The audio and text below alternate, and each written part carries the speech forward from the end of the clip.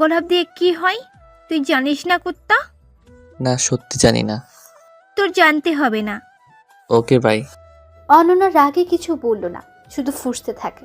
অনন্ত রুমের দরজা খুলে চলে যাবে, এমন সময় কিভাবে আবার ফিরে আসে অনন্যার দিকে। অনন্তের এভাবে আসা দেখে অনন্যা অন্যদিকে ঘুরে দাঁড়ালো। অনন্ত গিয়ে অনন্যাকে পেছন থেকে জড়িয়ে ধরল।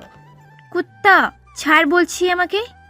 সরি, ভুল হয়ে গেছে। ফুল 2টা না 20টা আনবো। আনতে হবে না তোর। খুব রাগ হয়েছে তাই না? না, হয়নি। অনন্ত জানে যে অনন্যা অনেক রাগ করেছে। অনন্ত অনন্যাকে তার দিকে ঘোরালো আর খুব কাছে টেনে নিল, আর অনন্যা ঠোঁটে একটা চুমু এঁকে দিল। কি গো, রাগ কমেনি? কমেছে, তবে একটু। তাই? ফুল কিন্তু নিয়ে আসবে। ওকে বাবু সোনা, তা নিয়ে আসবো। মিষ্টি খেয়ে তো তোতলা হয়ে গেলে নাকি? কই মিষ্টি খেলাম? এই যে মাত্রই তো খেলে। আরে না। বুঝি বুঝি। দাঁড়াও, দেখাচ্ছি মজা। এই, না না না, অনেক ভিজে গেছে, অফিসে দেরি হয়ে যাবে, এখনই যাও। সত্যি তো। Okay bye. অনন্ত চলে গেল। অনন্যা লাস্ট বারের মতো বলে দিল, ফুলটা নিয়ে আসলে ঘরে ঢুকিয়ে দেব না কিন্তু। অনন্যা ভাবছে কথাটা শুনলো কিনা। ধুর, শুনছে মনে হয়। অনন্ত অফিসে এসে প্রথমে তিথির সাথে দেখা করে তিথি কাজের কথা ছাড়া আর একটা কথাও বলল না অনন্তকে। অনন্তের দিকে তাকালোও না তিথি। এদিকে অনন্তের কোনো খেয়ালই নেই, কারণ সে তো আর তিথিকে ভালোবাসে না। সারাদিন কাজ করার পর অফিস শেষ হয় রাত 8টায়। অনন্ত অফিস থেকে বেরিয়ে দেখে খুব বৃষ্টি হচ্ছে। বৃষ্টি কখন থামবে তার জন্য অপেক্ষা করছিল। হঠাৎ তার সামনে তিথি তার গাড়ি এনে দাঁড় করালো। গাড়িতে ওঠো, পৌঁছে দিচ্ছি। না ম্যাডাম, ঠিক আছে। ওঠো বলছি। না ঠিক আছে, আমি যেতে পারবো। বৃষ্টি কখন থামে বলা যায় না। তুমি বাসায় না গেলে বোন অনেক টেনশন করবে আর তোমাকে মিস করবে, তাই বলছি ওঠো। এত জোরাজুরি দেখে অনন্ত গাড়িতে বসলো। গাড়িটা তিথি চালাচ্ছিল, তার পাশে অনন্ত বসা। খুব জোরে বৃষ্টি হওয়ার কারণে তিথি গাড়িটা আস্তে আস্তে চালাচ্ছিল। দুজন চুপচাপ ছিল। হঠাৎ তিথি অনন্তকে প্রশ্ন করলো, অনন্যাকে কতটুকু ভালোবাসো? অনেক বেশি ভালোবাসি, সেটা বলেও বোঝাতে পারবো না। এই কয়েকদিনে এত ভালোবেসে ফেলেছো? না, তাহলে? ওর সাথে আমার পরিচয় তো অনেক আগে থেকে। মানে? তাহলে শোনেন বলছি। অনন্যা আর অনন্তর সেই পূর্বের ঘটনাগুলো সব বলল। ও এই ব্যাপার। হুম। দুজন যখন দুজনকে ভালোই বাসতে, তাহলে মাঝখানে এতদিন দূরে ছিলে কেন? জানি না। হ্যাঁ, ভালো আমিও বাসি তোমাকে, ওর থেকেও বেশি। তোমার বাসায় পৌঁছে গেছি। অনন্ত বাইরে তাকিয়ে দেখলো বাসার সামনে পৌঁছে গেছে। আপনি আমার বাসা চিনলেন কিভাবে? সেটা তোমাকে জানতে হবে না। আচ্ছা, তাহলে ভেতরে চলেন। না, অন্য একদিন। আসেন আজকেই। বললাম তো অন্য একদিন। অনন্ত গাড়ি থেকে নামবে, হঠাৎই তিথি তাকে টেনে ধরল। অনন্ত পেছন ফিরে দেখে তিথি সে আগের মতো কান্না করছে, অঝরে পানি পড়ছে চোখ দিয়ে। শোনো, হ্যাঁ বলেন। ভালোবাসি তোমায়। তিথি সহ্য করতে না পেরে অনন্তকে জোরে আঁকড়ে ধরে লিপ কিস করলো। অনন্ত তো সেই রকম অবাক, তিথি এগুলো কি ধরনের পাগলামি করছে। অনন্ত জোর করে কোনো রকম তিথিকে ছাড়িয়ে ঠাস ঠাস করে দুটো চড় মেরে দিল। এগুলো ঠিক করলেন না আপনি? অনন্ত গাড়ি থেকে নেমে ভেতরে চলে গেল। তিথি গাড়ি স্টার্ট করে চলে যায়। এদিকে অনন্তের টেনশন অনেকটা বেড়ে গেছে। তিথি ম্যাডাম আজকে তার সাথে এটা কি করলো? অনন্ত সোজা তার রুমে গিয়ে শুয়ে পড়লো। সে এসে অনন্যাকে দেখতে পেল না, হয়তো তার বাবা মার সাথে আড্ডা দিচ্ছে। হঠাৎ অনন্তের মনে পড়লো, ও নো, অনন্যা আমাকে গোলাপ আনতে বলেছিল। ও শিট। ঠিক তখনই রুমে অনন্যার প্রবেশ। অনন্যা এসে বলল, কই আমার গিফট? ইয়ে মানে? কি মানে করছো? অনন্ত তো ভয় শেষ। সে হঠাৎ তার প্যান্টের পকেটে হাত দেয়। এই আমার পকেটে কাটা কাটা, এইগুলো কি? অনন্ত প্যান্ট থেকে হাত বের করলো আর দেখে কয়েকটা গোলাপ। ইয়ে, অনন্যা ফুলগুলো দেখে খুবই খুশি হলো। অনন্ত ভাবছে সে তো ফুল কিনেনি, তাহলে ফুল আসলো কোথা থেকে? এই অনেক অনেক খুশি হয়েছি আমি। অনন্ত এই কথাটা ভাবছে, অনন্যা কি বলছে তার মাথায় ঢুকছে না।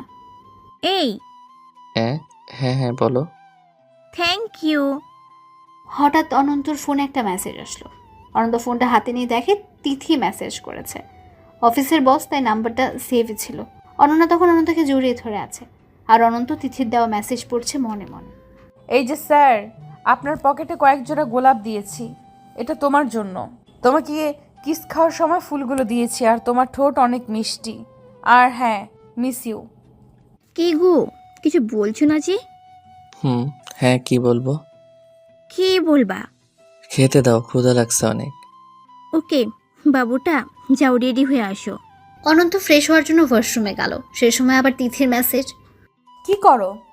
অনন্ত ভাবছে রিপ্লাই দিবে কি দেবে না, ভাবতে ভাবতে আরেকটা মেসেজ। এই কিছু বলছো না কেন? ফ্রেশ হচ্ছি, ডিনার করব এখন। ওকে, তাহলে আমিও খেয়ে নিচ্ছি। অনন্ত আর কোনো রিপ্লাই করলো না। খাওয়ার টেবিলে অনন্যা অনন্তকে জিজ্ঞেস করলো, তোমাকে বেশ চিন্তিত লাগছে, কি হয়েছে? কই না তো, কিছু হয়নি। মিথ্যা বলছো না তো?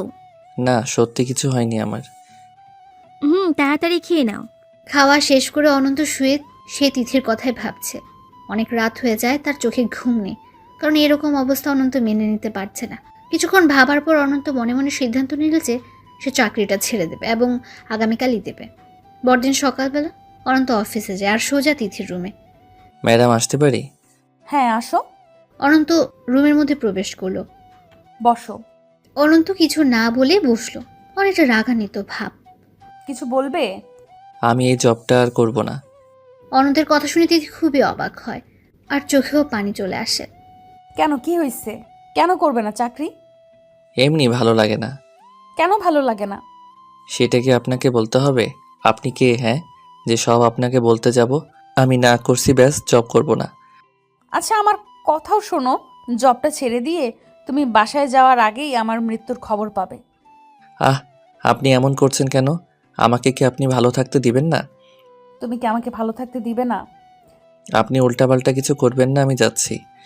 বললাম তো, বাসায় যাওয়ার আগেই খবর পাবে যে আমি আর নেই। ওকে ওকে, ছাড়বো না জবটা। অনন্ত গরম হয়ে বলল আর রুম থেকে বাইরে চলে গেল।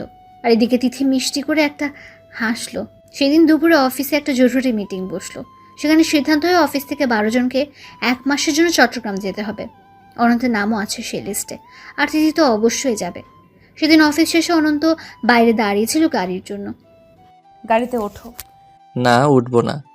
আচ্ছা, আজ ভয় নেই। না, আপনি যান। আর হ্যাঁ, 12টার মধ্যে অফিসে আসবে। Hmm. Bye, miss you. Ananta বাসায় ফিরল।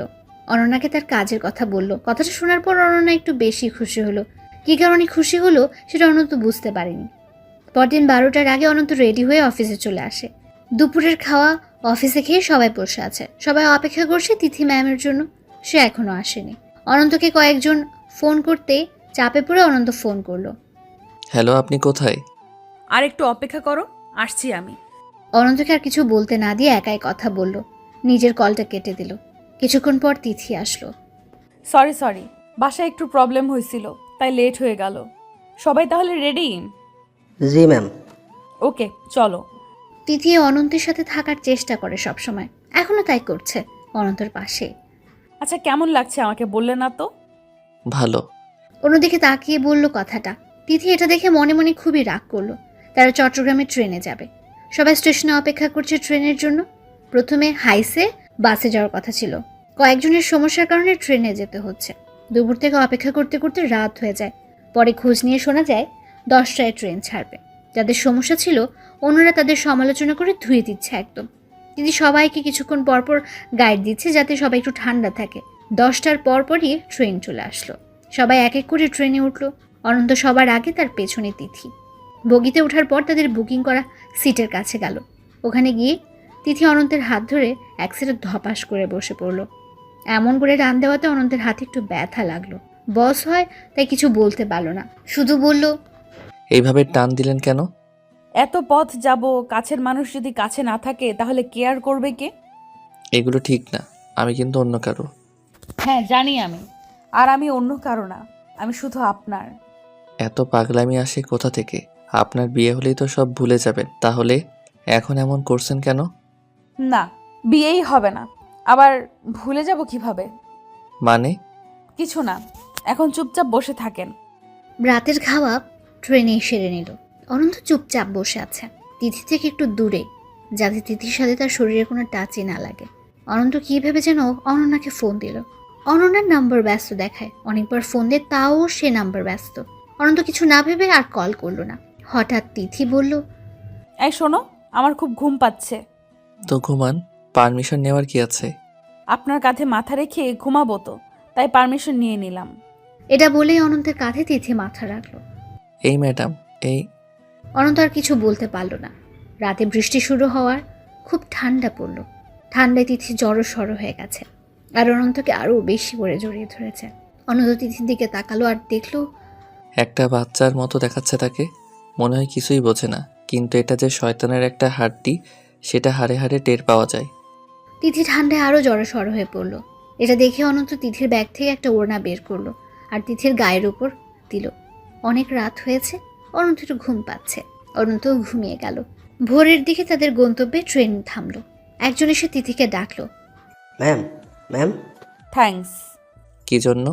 আমার কেয়ার নেওয়ার জন্য। কই আপনার কেয়ার নিলাম? এই যে আমার গায়ের ওপর ওড়না, তার প্রমাণ। অনন্ত কিছু বলল না। রাতে অনেক ঠান্ডা ছিল। ভাগ্য ভালো তুমি পাশে ছিলে, নাহলে খুব কষ্ট হতো। এক সময় একবারও পাবেন না। হাত পা কেটে রেখে দিব, যাতে সেগুলো আমার কেয়ার না নিতে পারে। অনন্ত একটু হেসে বলল। এইগুলো বাদ দেন, বের হই এখন, আমরা এসে গেছি। সবাই ট্রেন থেকে নামলো। ট্রেন থেকে নেমে অনন্ত অনন্যাকে ফোন করলো, কিন্তু নম্বর এখন বন্ধ। অনন্ত বাবা মাকে ফোন করে খোঁজ নিল, কিন্তু অনন্যার কথা তাদের কাছে জিজ্ঞেস করলো না। অনন্ত একটু রাগই করেছে। সে মনে মনে জেদ ধরে বসলো, অনন্যা ফোন না দিলে সেও দেবে না।